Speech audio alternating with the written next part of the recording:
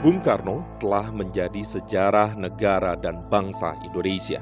Namanya tetap hidup dalam angan, dan jasa-jasanya terhadap Republik ini tetap terpatri dalam sanubari anak negeri.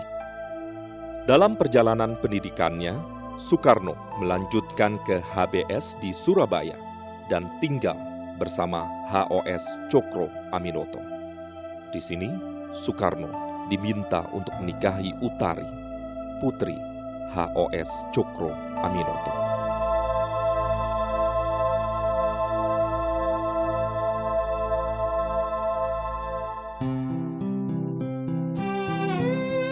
Di pertengahan tahun 1921, Soekarno melanjutkan pendidikannya di Kota Pelajar Bandung dengan memasuki Sekolah Teknik THB jurusan Sipil, sekarang ITB.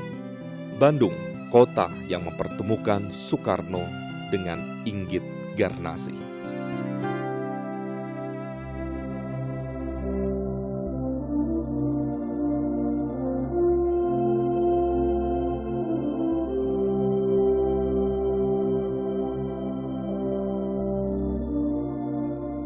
Seiring dengan perkembangan studinya, Soekarno juga mulai mengikuti arus deras dunia politik di tanah air.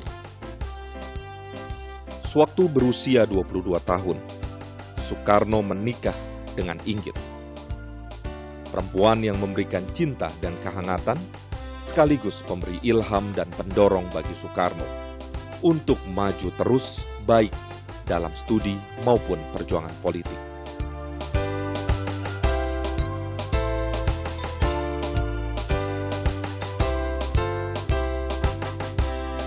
Pemikiran, konsep, serta ide yang selalu didiskusikan akhirnya melahirkan PNI pada 4 Juli 1927, Sumpah Pemuda pada 28 Oktober 1928. Singa podium yang dalam pidatonya membakar semangat rakyat dengan pekikan merdeka, ditangkap Belanda dan dimasukkan ke penjara Banceu, di kelas rendah yang kotor, bersama kawan-kawan seperjuangan.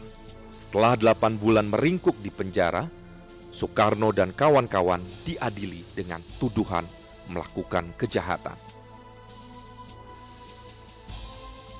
Untuk itu, Soekarno dipindahkan ke penjara Sukamiskin.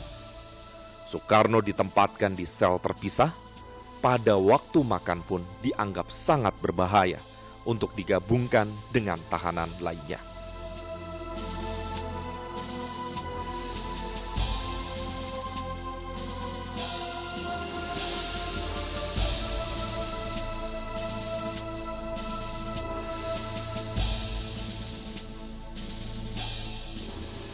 Rumah di Jalan Ciatel ini ditempati Soekarno bersama Inggit Garnasih sejak tahun 1926 sampai tahun 1934. Saat itu, rumah masih berbentuk panggung. Sebelum Soekarno dan Inggit Garnasih diasingkan ke ND Flores, rumah ini mempunyai andil besar mewarnai perjalanan perjuangan Soekarno sebagai bapak bangsa. Tempat pertemuan teman-teman seperjuangannya berdiskusi untuk mencapai Indonesia merdeka.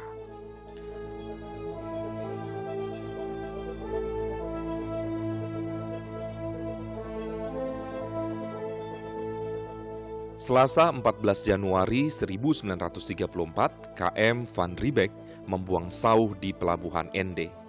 Saat itulah Soekarno, Inggit Garnasih, Ibu Amsi, dan Ratna Juami menginjakkan kaki untuk pertama kalinya di ND. Dalam segala hal, maka ND di pulau bunga yang terpencil itu bagiku menjadi ujung dunia, ungkap Soekarno.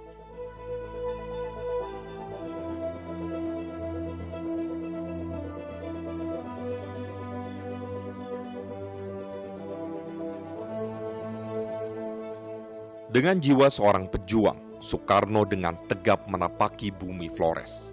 Dikawal tentara Belanda, Soekarno dihantar menuju sebuah pesanggerahan Belanda. Disinilah Soekarno dan keluarga ditempatkan untuk sementara di bawah pengawasan tentara Belanda. Soekarno mengibaratkan dirinya sebagai burung elang yang sudah terpotong sayap-sayapnya. Kini tidak berdaya.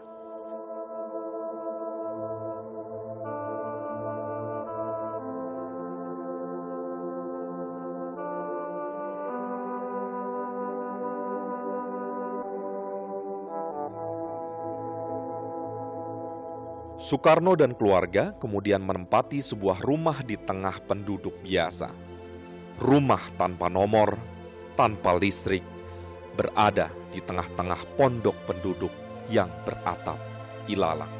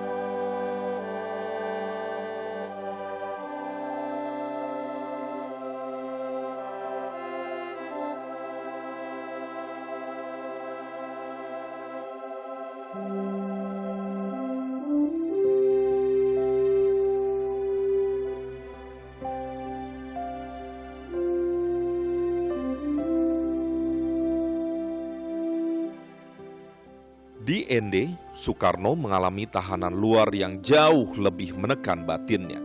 Sangat menderita, terutama pada saat-saat awal di Pulau Bunga. Dalam kesendiriannya, Soekarno memperoleh kesempatan untuk duduk berjam-jam merenung di bawah sebuah pohon sukun. Dalam keheningan batin, Soekarno meraih satu demi satu butir-butir mutiara sebagai dasar untuk mengatur sendi-sendi kehidupan bangsa Indonesia.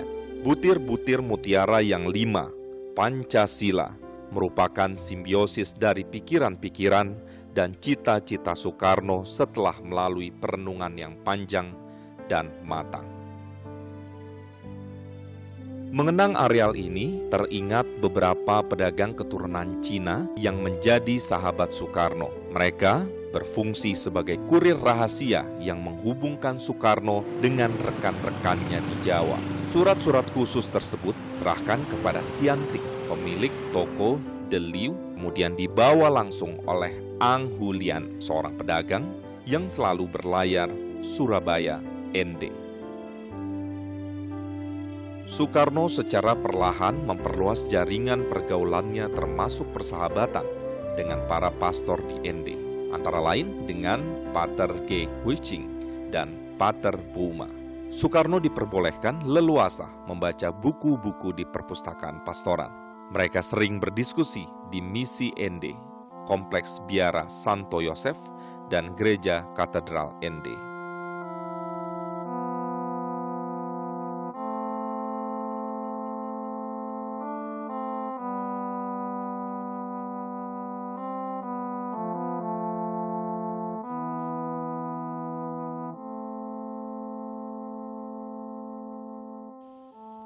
Percetakan dan bengkel di kompleks pastoran ini juga punya andil dalam perjalanan Soekarno di pengasingan, khususnya dalam membantu kelompok Tonil Kelimutu.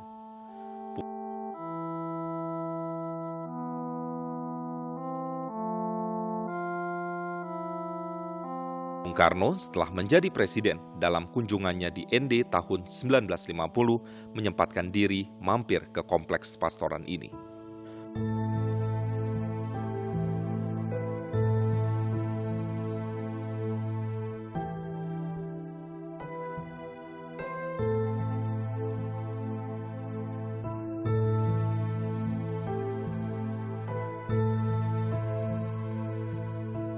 Soekarno memanfaatkan keluasan dan keterbukaan pribadinya untuk memperluas jaringan persahabatan, melampaui batas agama, jenjang pendidikan, dan tingkat sosial serta suku.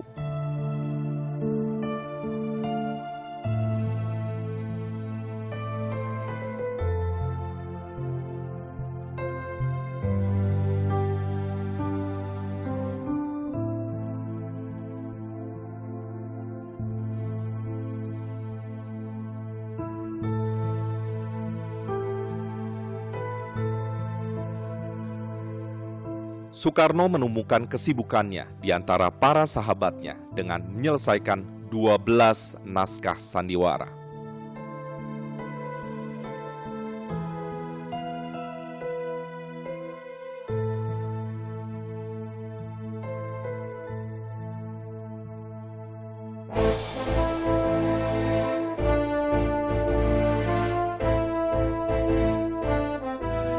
Klub Tonil Kelimutu memulai aktivitasnya dengan pertunjukan perdana Dr. Syaitan di Gedung Immaculata.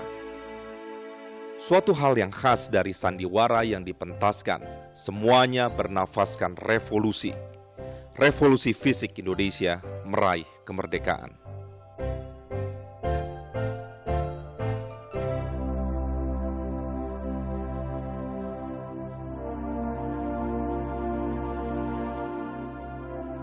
Masjid yang bermula dari bangunan sederhana adalah salah satu tempat Soekarno bersujud menghadap Ilahi selama di ND.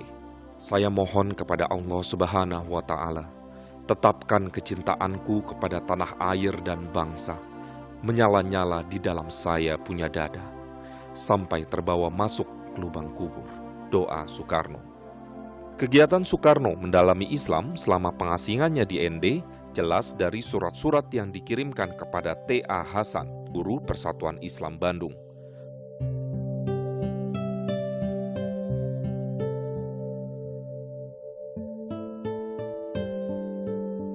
Dalam suratnya, Soekarno meminta dihadiahi buku-buku yang bernafaskan Islam dan kumpulan hadis Bukhari dan Muslim.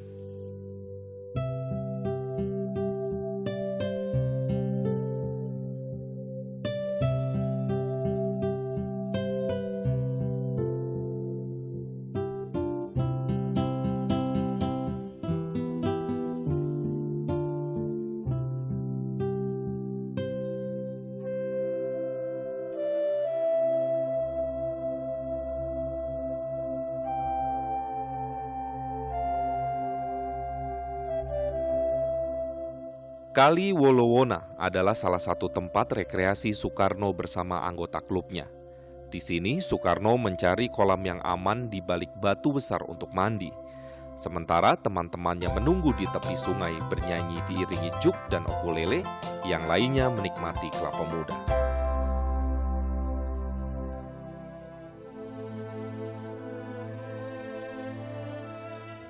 Beberapa peristiwa sedih yang terkenang di kalbu Soekarno selama di ND, diantaranya berita meninggalnya HOS Cokro Aminoto dan saat meninggalnya Ibu Amsi di ND, ibu dari Inggit Garnasi, mertua dari Soekarno.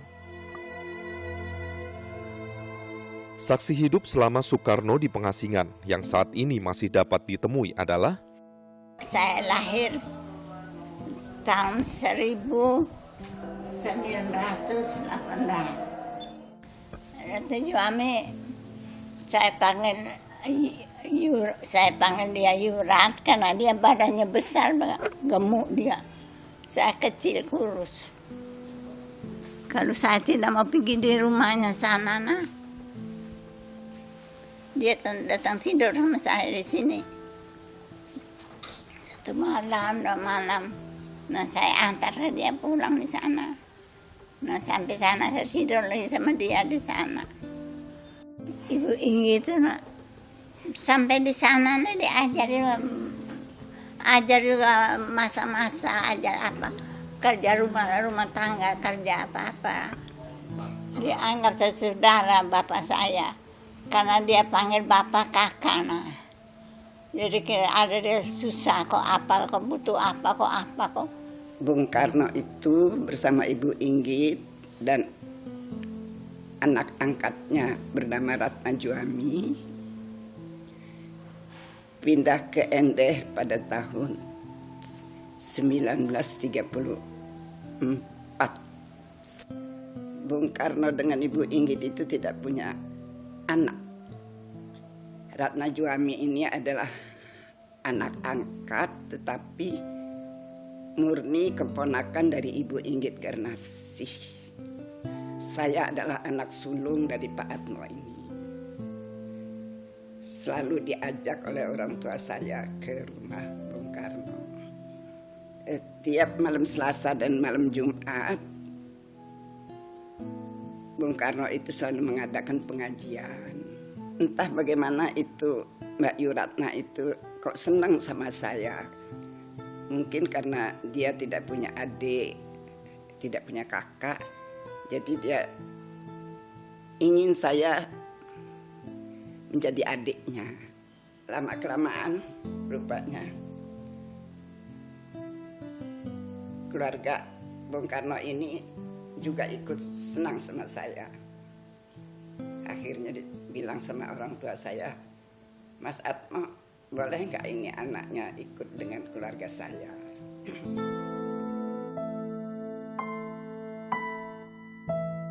Hajah Ratna Juami, anak angkat Inggit Garnasih dan Soekarno sejak berusia 40 hari. Ponakan dari Inggit Garnasih, kini berusia sekitar 94 tahun.